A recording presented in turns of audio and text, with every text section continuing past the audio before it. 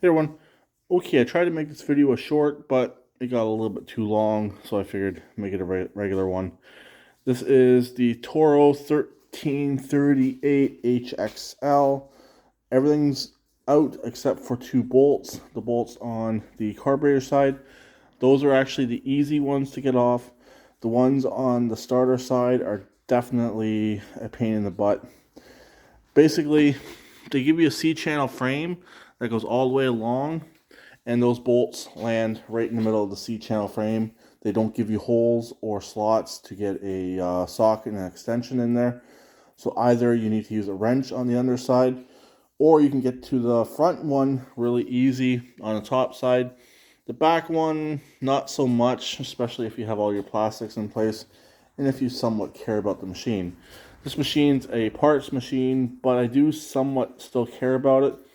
I'm hoping to resell off the chassis to somebody who might need the parts to fix up their own machine.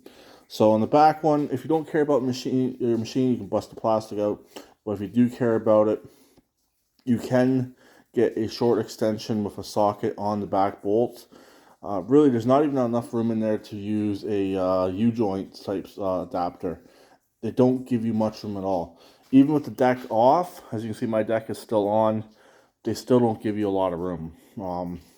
These decks also, they're a bit of a pain in the butt to get off.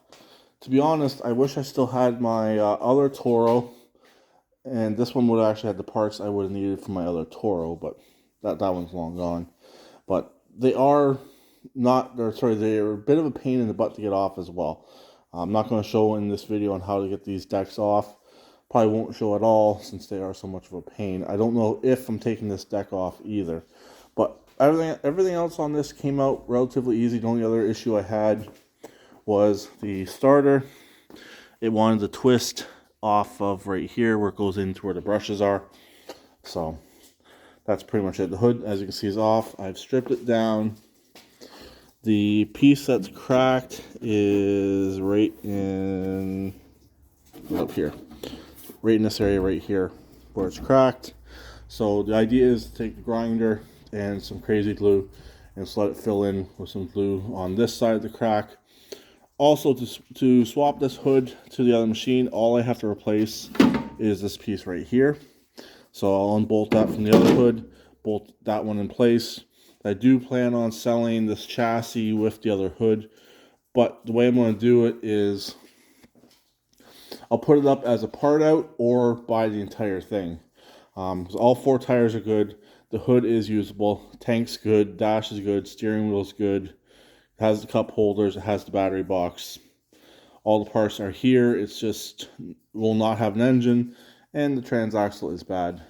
Personally, I think this would actually make a pretty cool racing lawnmower. I have seen similar of this style in the racing lawnmower circuit, but this one has the adjustable steering, so that would definitely have to be taken care of to strengthen that up. The actual steering gear itself is good. It's just where it goes up to the dash, and that piece there where it locks in isn't so good.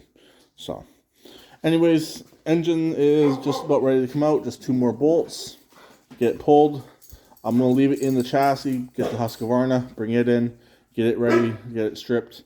These tins will be replaced, even though the other ones say 12 horse. There is a mouse nest in this engine as well, so that needs to be taken care of. But none of that's going to get done until the engine is in the other chassis.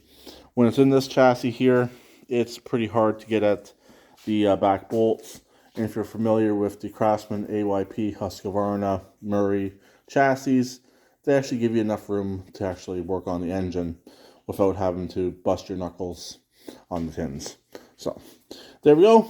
Just a quick update, and this will probably be the final update of the Toro until I do its farewell video, if it's going to get scrapped or if it's going to go to a new home where someone will part it out.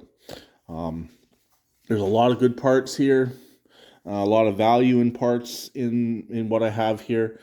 I could almost get back what I have into this entire machine, probably just in the tires alone. The back tires, 50 to 75 a piece. The fronts, I would say at least 50 a piece. Because to go out and buy these front tires, you're looking at $100 a piece.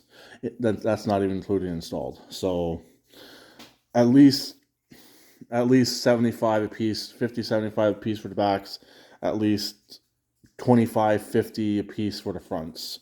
That's per tire. So that's 75 to $150 roughly with the back tires, $150 for the back tires. Front tires, 50, so anywhere from $50 to $100 in front tires. So bearings are all good on them. They're all greasable. They're all roller bearings. Toro definitely did put together a machine that would last. Just on this one here, the transaxle unfortunately did not last. But I know there are a lot of these machines out there. I have found a few others listed for sale. Do I want another one of these? I don't think so. The thing is, I know I'm making this video a little bit long. I missed out on one in Toronto. I was actually on my way to go and get it, and the guy contacted me and said, "Oh, sorry, it's sold." Which I wasn't too far away. I was only in Hamilton, so, or not too far from home, I should say. It still pissed me off. So they had a nice hood on it as well. It did not have a deck. So if I would have got that one, and it was also only $100. If I would have got that one, would I have still bought this one if it came up? Yes, because I would have made one good one out of two machines, and I would have had two good hoods, and I would have made it work out. So, anyways, you win some, you lose some. And this one here, I won with this one here, except for the transaxle being bad. And who knows, that one in Toronto may have had a bad transaxle as well. The guy definitely didn't seem overly legitimate, if you know what I mean. So, anyways, that's pretty much it for this video. I know I rambled a lot, but I did show a few key things on what you have to do when working on these machines. Also, something to think about, save everything. Because a lot of these parts are harder to find, especially a lot of the brackets for the belt guards, stuff like that. The muffler system, save everything, which I'm doing. Everything will be going with this chassis. So if someone in the future does want to put an engine back in here, if they have a completely clapped out chassis but good rear end, this one could potentially be a candidate. So there we go. I'll talk to them later. Please keep it right next like always, and please subscribe and comment.